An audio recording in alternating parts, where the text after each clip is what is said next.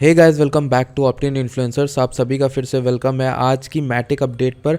मैटिक update में मैं बात आज सबसे पहले टेक्निकल एनालिसिस पे नहीं करने वाला हूँ। ये वीडियो प्योरली फंडामेंटल एनालिसिस के ऊपर होगी, यानी हम बात करेंगे प्योर ज्ञान के बारे में, ना कि टेक्निकल एनालिसिस। यानी टेक्निकल एनालिसिस हम देखेंगे बट लास्ट में देखेंगे।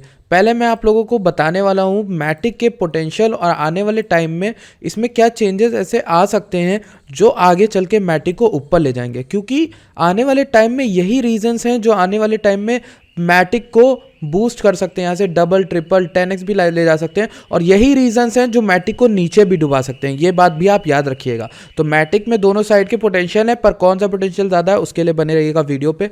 सबसे पहले अगर आप फर्स्ट टाइम चैनल पे आए हो तो मैं वही कहूँगा जैसे हमेशा कहता हूँ, चैनल को सब्सक्राइब करिएगा, वीडियो को भी लाइक करिएगा अगर कुछ नया सीखने को मिलता है, और हमारे ट्विटर अकाउंट को फॉलो करिएगा। डिस्क्रिप्शन में आपको सारी लिंक्स मिलेंगी। सबसे पहले हम चलते हैं मैटिक की एक खबर को लेकर, वो है Matic Moonbeam bridge, how to bridge Matic from Polygon to Moonbeam. StellaSwap ने एक ब्रिज लॉन्च किया है जिसमें आप मैटिक को पॉलीगॉन नेटवर्क से डायरेक्ट मूनबीम से जोड़ सकते हो, और ये बहुत बढ़िया बात है क्योंकि मैटिक के आने वाले टाइम में, पिछली बार आपको याद होगा कि यूनिस्वैप ने भी सपोर्ट ऐड किया था, और बहुत सारे आने वाले टाइम में आप देखोगे कि और सारे जितने भी स्वैपिंग हैं, डेक्सेस हैं, वो ब्रिज बना रहे हैं मैटिक के लिए। और मैटिक का ब्रिज जो है बहुत इंपॉर्टेंट है। आपने हॉप एक्सचेंज के बारे में सुना ही होगा, अगर नहीं सुना है तो वो भी आपको पता होना चाहिए। तो मैटिक आने वाले टाइम में काफ़ी अच्छा स्केलिंग सोल्यूशन बनेगा। और है क्या, अगर मैं आपको बेसिक बताता हूँ, मान लीजिए इथेरियम जो है उसमें है कुछ प्रॉब्लम्स। यानी पहले इथेरियम की गैस फीस इतनी नहीं थी, जब उसका प्राइस नहीं था, उसका नेटवर्क ग्रो नहीं किया था। पर जैसे जैसे टाइम बीतने के साथ साथ इथेरियम ग्रो करता गया, तो इथेरियम की जो पॉइंट में कुछ गैस कटती थी, तो अब इथेरियम की प्राइस तो बहुत बढ़ गई है, तो वो जो पॉइंट में गैस बढ़ती थी उसकी भी प्राइस बहुत बढ़ गई है। तो ट्रांजैक्शन की फ़ीस बहुत ज़्यादा लगती है। दूसरी चीज़ ये है, इथेरियम आज भी, अगर इथेरियम प्रूफ ऑफ वर्क से प्रूफ ऑफ स्टेक जाएगा तब भी उसमें इतना ज़्यादा इंप्रूवमेंट नहीं आ जाएगा ट्रांजैक्शन में कि वो मतलब कि वो आज की ब्लॉकचेन से नई वाली ब्लॉकचेन से compete कर सके।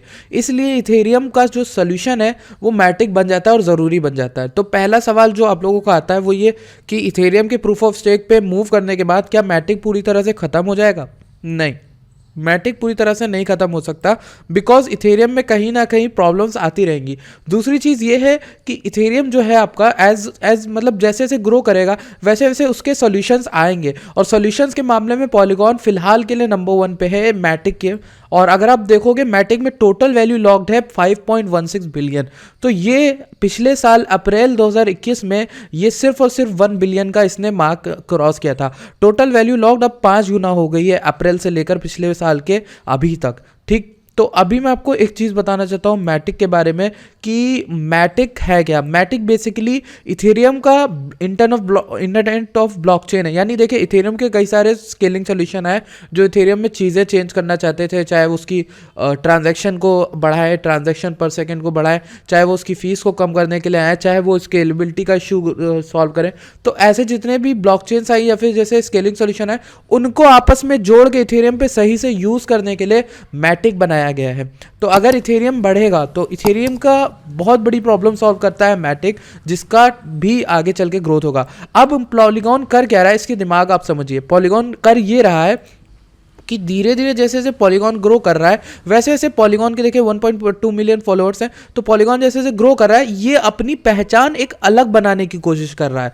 ये मैं आपसे कहना चाहूँगा। अभी तक हम जानते थे पॉलीगॉन इथेरियम की शैडो है, यानी उसकी परछाई है, पर पॉलीगॉन अपनी खुद की भी धीरे धीरे पहचान बना रहा है। अगर आप देखो उसने कितनी चीज़ें लॉन्च की हैं पिछले 3 से 4 महीनों में।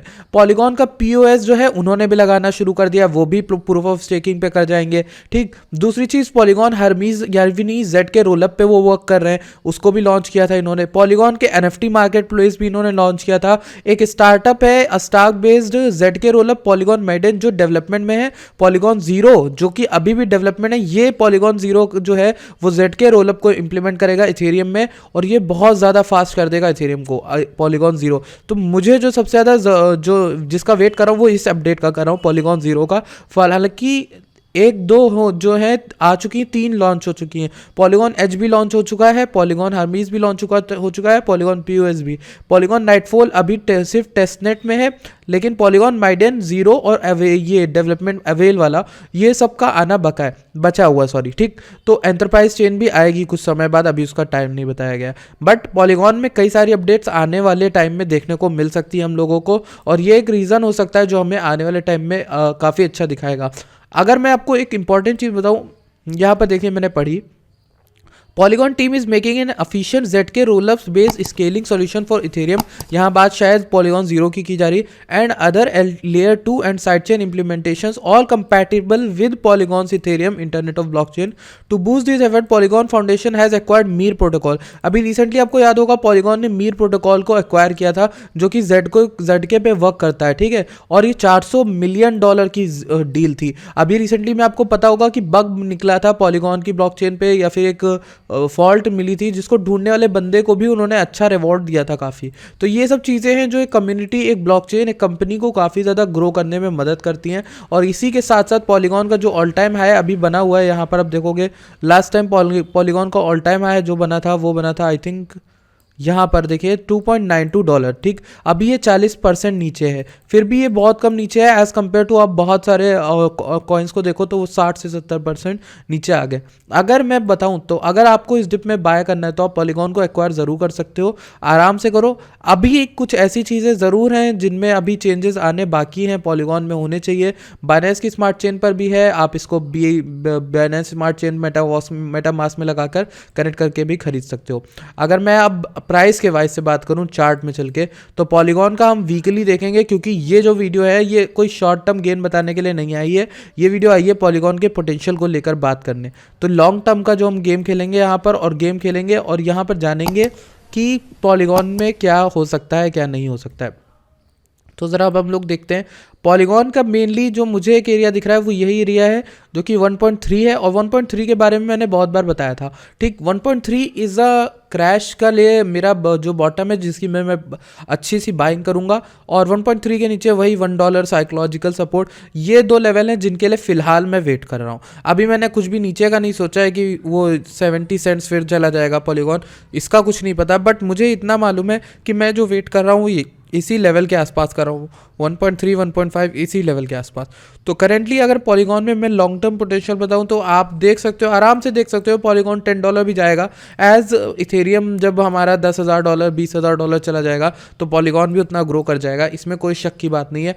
बशर्ते पॉलीगॉन वर्क कर रहा हो जिस स्पीड से आज वर्क कर रहा है, वही इंप्लीमेंटेशंस लाए, तो लॉन्ग टर्म के लिए पॉलीगॉन को छोड़ना डाल के बहुत ही सेफ और कम से कम सेफ रहेगा, मतलब ज़्यादा से ज़्यादा सेफ रहेगा और रिस्कियर इन्वेस्टमेंट नहीं होगा। जैसे आप जाके शिबा इनू को जब डाल देते हो तब आपको पता है, आपको खुद भी दिल में पता है कि शिबा इनू जैसे इन्वेस्टमेंट में आपको रिस्क भी ज़्यादा लेना पड़ता है और आपको चैन की नींद भी नहीं। लेकिन जो पॉलीगॉन है, जब आपको पता है कि ये वर्क कर रहा है, प्रोजेक्ट अच्छा है, चीज़ें ला रहा है, डेवलपमेंट्स कर रहा है, तो ऐसे प्रोजेक्ट्स में ना करना इन्वेस्टमेंट, ये बेवकूफ़ी मैं मानूंगा।